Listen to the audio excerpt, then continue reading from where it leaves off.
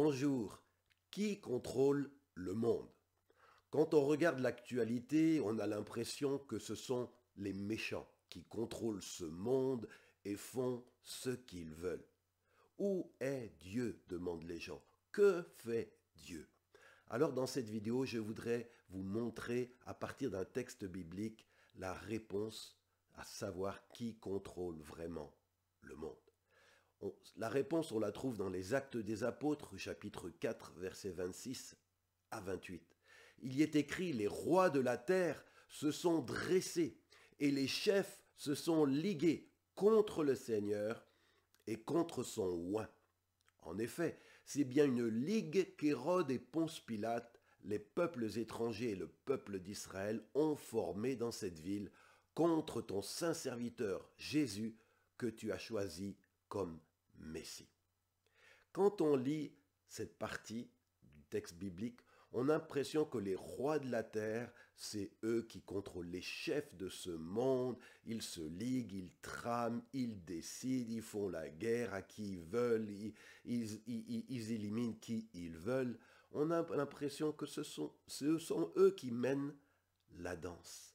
Mais la suite de versets dit ceci. Malgré que Ponce Pilate et Hérode se soient ligués, malgré que les peuples étrangers, le peuple d'Israël se soient ligués pour faire mourir Jésus, il est écrit, ils n'ont fait qu'accomplir tout ce que tu avais décidé d'avance dans ta puissance et ta volonté. C'est-à-dire, on a l'impression que ce sont les méchants qui ont gagné, mais en fait, même leur méchanceté, même leur complot, même leur ligue, il est écrit qu'ils n'ont fait qu'accomplir ce que Dieu avait décidé d'avance dans sa puissance et sa volonté.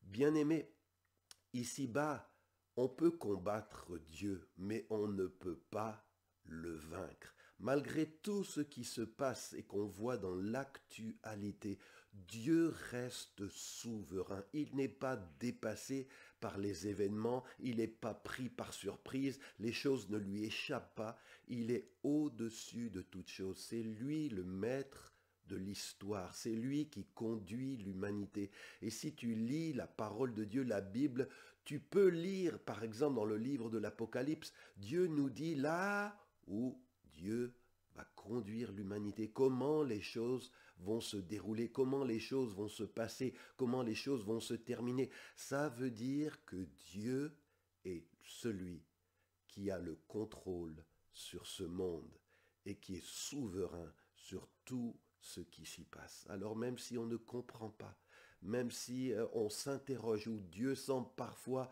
absent, faisons confiance que Dieu sait, que Dieu voit et que c'est lui qui aura le mot de la fin. Je bénis le Seigneur parce que j'ai confiance qu'au-dessus de toutes les guerres, au-dessus de toutes les embrouilles, il y a un Dieu bon, un Dieu d'amour, un Dieu de sagesse qui conduit l'histoire et qui la mènera là où il a décidé. Et je veux me réjouir en avance, en espérance que c'est pas le mal qui gagnera, c'est pas le mal qui aura le mot de la fin, mais c'est Dieu. Le jour où il dira stop, ça s'arrêtera et il rétablira toutes choses dans sa paix et sa justice. Soyez encouragés, bien-aimés, et rappelez-vous que Dieu est celui qui contrôle ce monde et aussi votre vie. Faisons-lui confiance. Amen.